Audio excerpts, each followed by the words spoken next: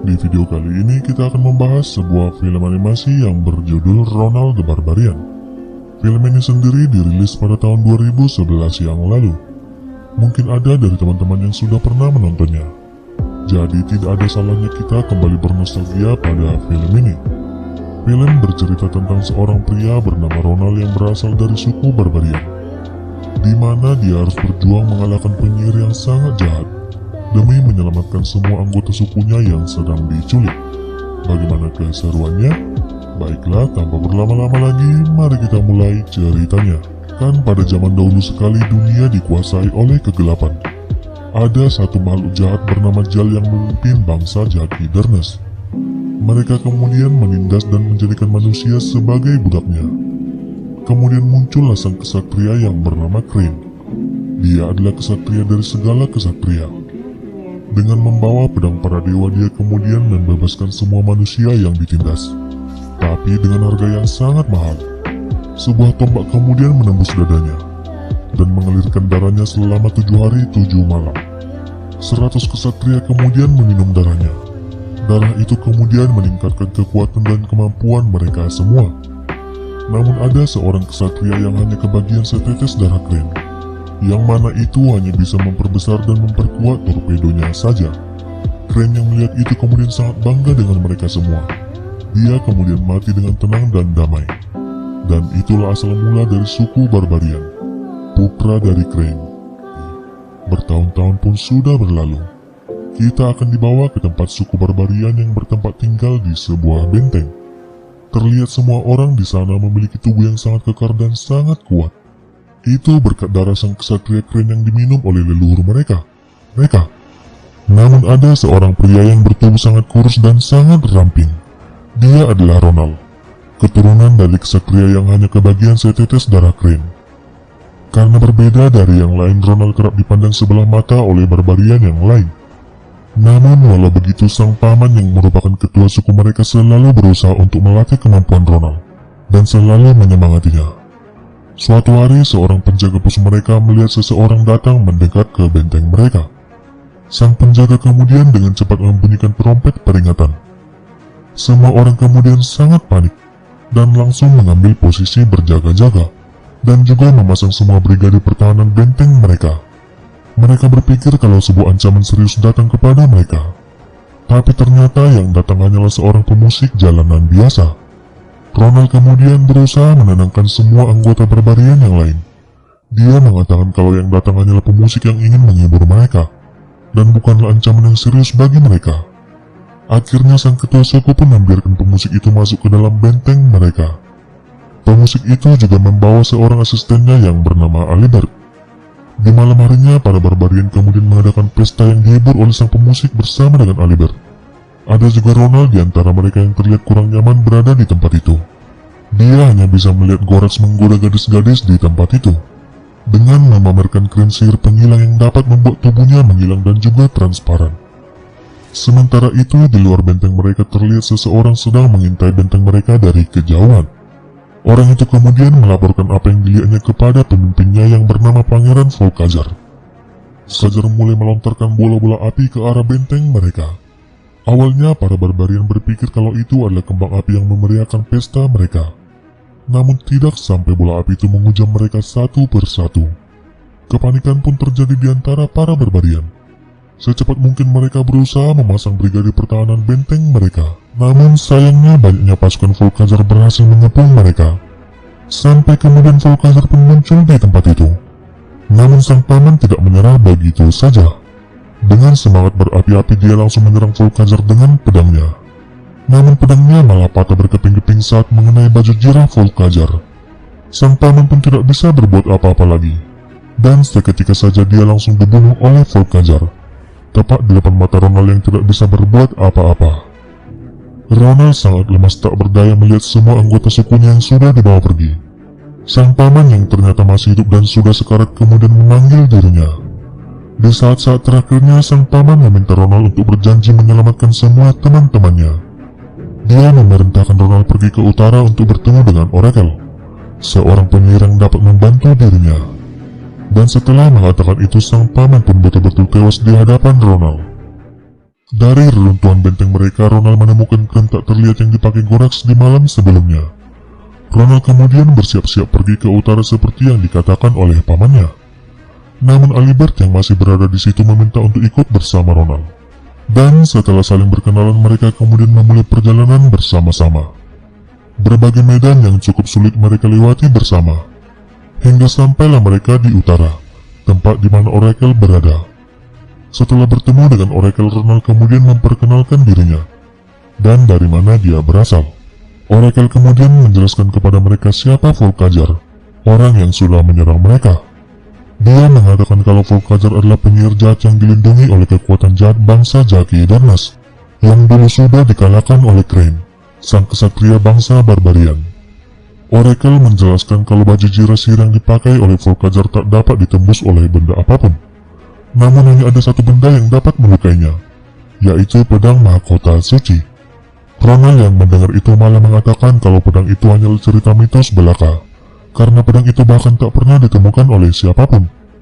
Mendengar perkataan Ronald membuat Oracle sangat marah, dan berusaha memperingatkannya kalau cara satu-satunya menyelamatkan anggota sukunya hanya dengan menggunakan pedang itu. Scene kemudian berganti. Terlihat para barbarian yang sudah ditangkap dibawa ke sebuah kuil. Ternyata Volkajar berencana membangkitkan kembali Iblis Jal dengan mengorbankan semua darah barbarian yang berasal dari sang kesatria Crane. Untuk menjalankan rencananya, Volkajar dibantu oleh seorang penyihir yang bernama Gur Ajul. Tapi ternyata sang iblis masih belum bisa dibangkitkan, karena masih ada satu dari barbarian yang belum mereka tangkap, yang tak lain itu adalah Ronald. Hal itu kemudian membuat Volkajar sangat marah, dan langsung memerintahkan prajuritnya untuk segera mencari dan menangkap Ronald, ikan oleh Oracle. Namun di perjalanan mereka selalu bertengkar karena Alibert selalu bernyanyi dan mengganggu konsentrasi Ronald. Tapi ternyata di dalam nyanyian Alibert, Ronald mendapatkan petunjuk baru. Kalau di kerajaan para elf terdapat sebuah buku petunjuk yang mengetahui di mana pedang Crane berada. Namun di perjalanan mereka tiba-tiba bertemu dengan seorang wanita yang baru saja membantai beberapa orang. Wanita itu juga menyerang mereka berdua dan hendak menghabisi Ronald. Tapi setelah melihat Ronald yang berderai air mata, wanita itu pun berubah pikiran dan membiarkan mereka berdua untuk pergi dari tempat itu.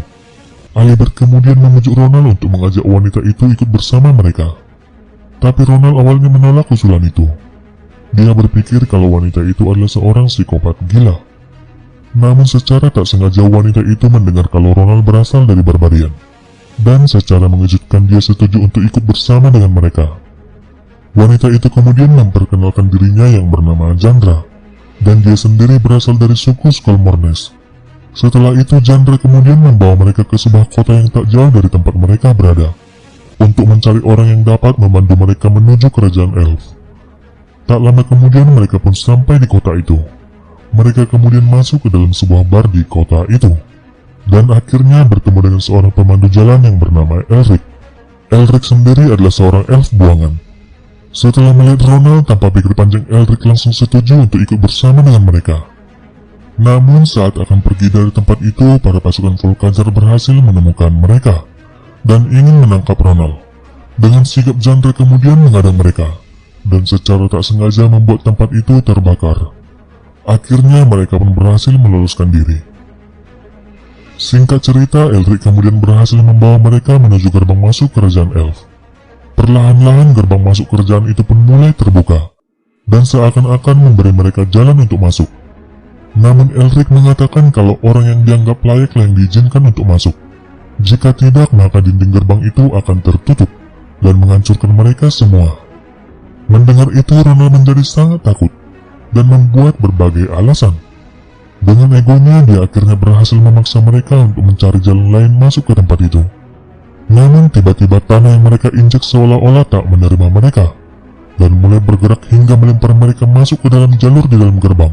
Yang lebih mengejutkan lagi, dinding-dinding gerbang itu pun mulai menutup dan hendak menghancurkan mereka semua.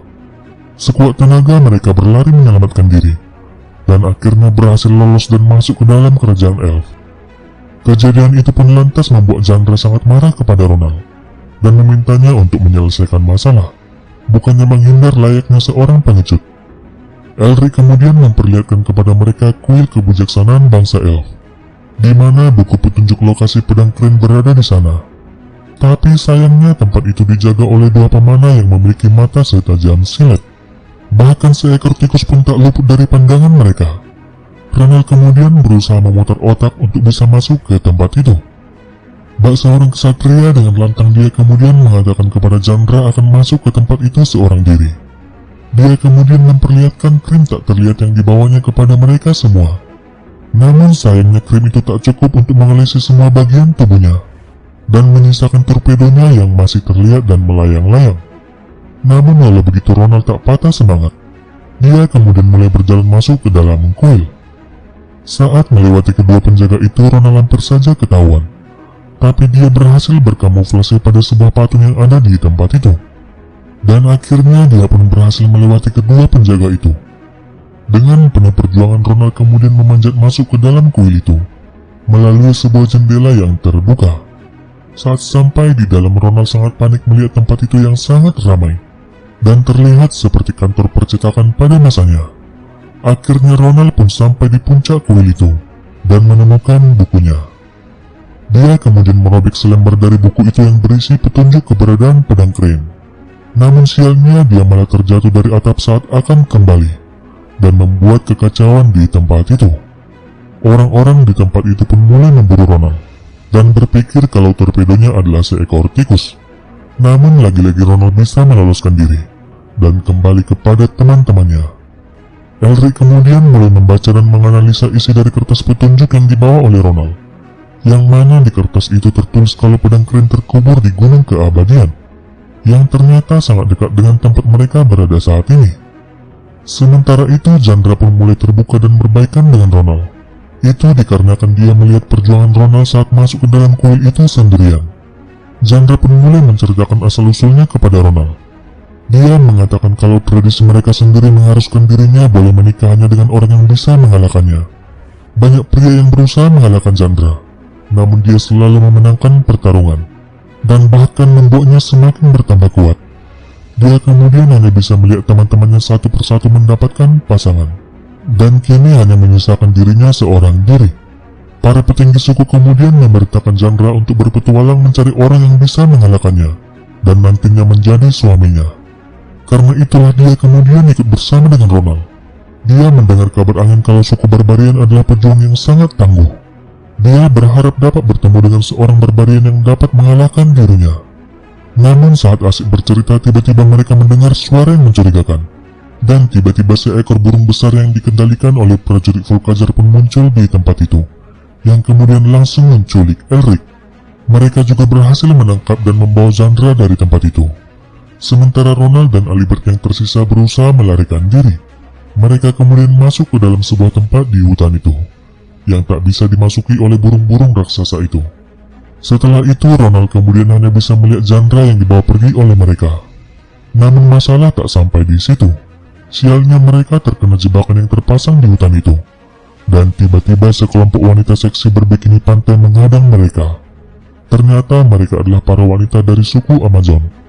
Bukannya ketakutan, Alibert malah kesenangan ditangkap oleh mereka. Mereka kemudian dibawa menghadap kepada sang ketua suku Amazon.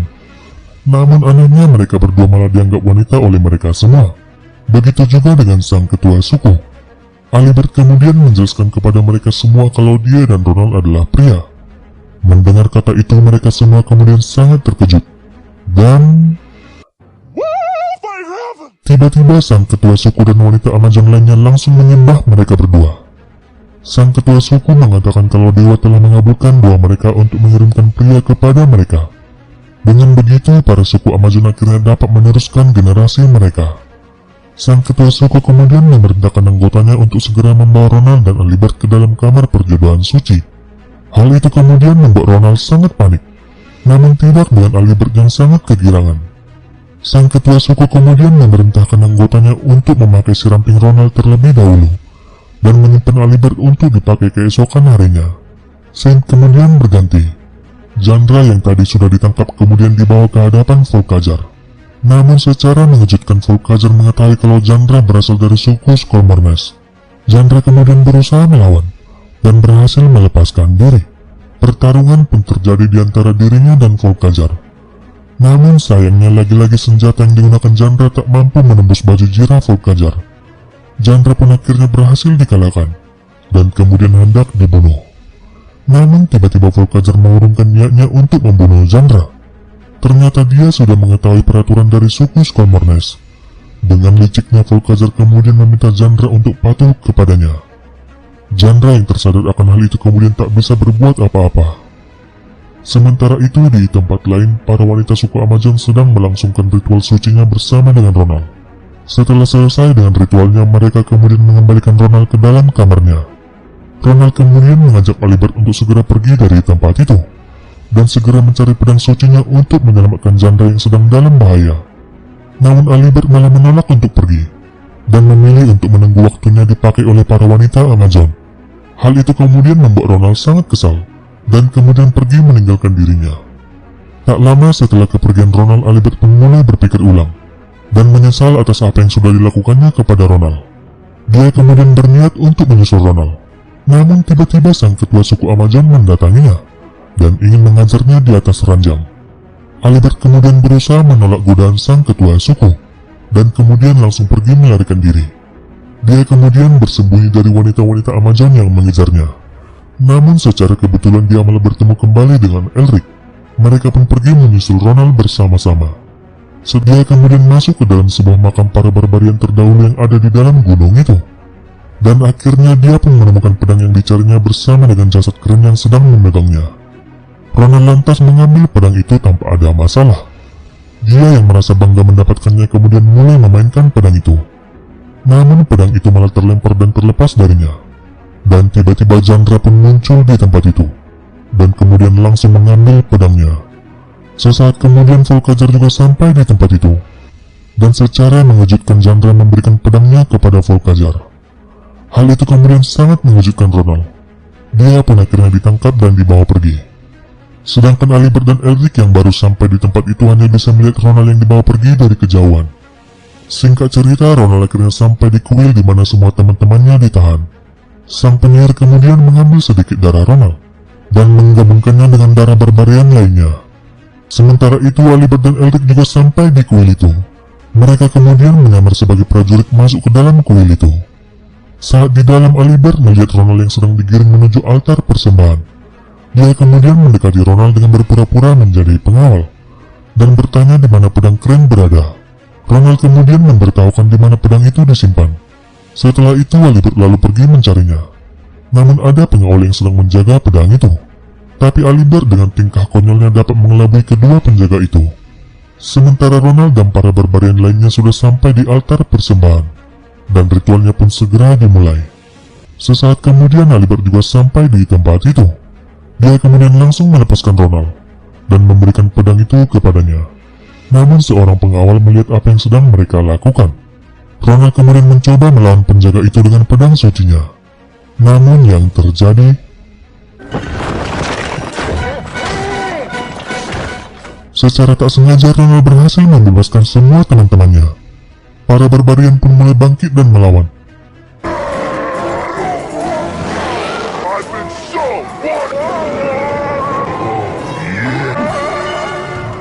Volcajar yang melihat kekacauan itu kemudian memerintahkan Chandra untuk membunuh para barbarian. Ronald yang melihat itu berusaha menghadang Chandra, dan mereka pun saling bertarung.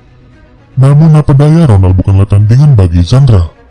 Ronald yang tak bisa berbuat apa-apa lagi kemudian berusaha membujuk Chandra untuk berbuat baik, dan meninggalkan tradisi konyolnya, bukannya malah membunuh orang yang sudah mencintainya. Sementara itu, Volcajar sudah berhasil melakukan ritualnya dengan meminum darah barbarian yang sudah dia kumpulkan. Dan tiba-tiba sesuatu pun terjadi. Dia kemudian berubah menjadi monster iblis raksasa dan mulai menyerang mereka semua yang ada di tempat itu. Kini senjata apapun tak bisa mengenainya. Tapi Alibert melihat suatu perisai di tengkorak monster itu. Dia kemudian memberitahukan kepada Ronald kalau itu adalah kelemahannya, sesuai dengan lagu-lagu tentang keren yang sering dia nyanyikan. Dengan gagah berani, Ronald kemudian menunggangi seekor burung raksasa dan mengincar tengkorak monster iblis itu. Dan akhirnya dengan bersusah payah dia pun berhasil mendarat di tengkorak monster itu. Tapi sayangnya pedangnya malah terjatuh. Dan tiba-tiba Chandra pun muncul dan langsung menangkapnya. Monster itu kemudian meminta Chandra untuk segera membunuh Ronald. Tapi Chandra kini sudah berubah pikiran dan tidak memperdulikan tradisinya lagi.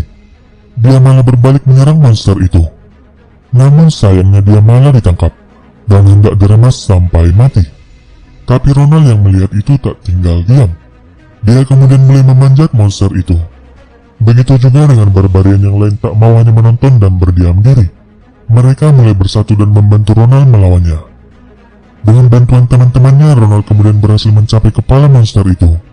Dia kemudian mencabut perisainya dan langsung menikamkan pedangnya.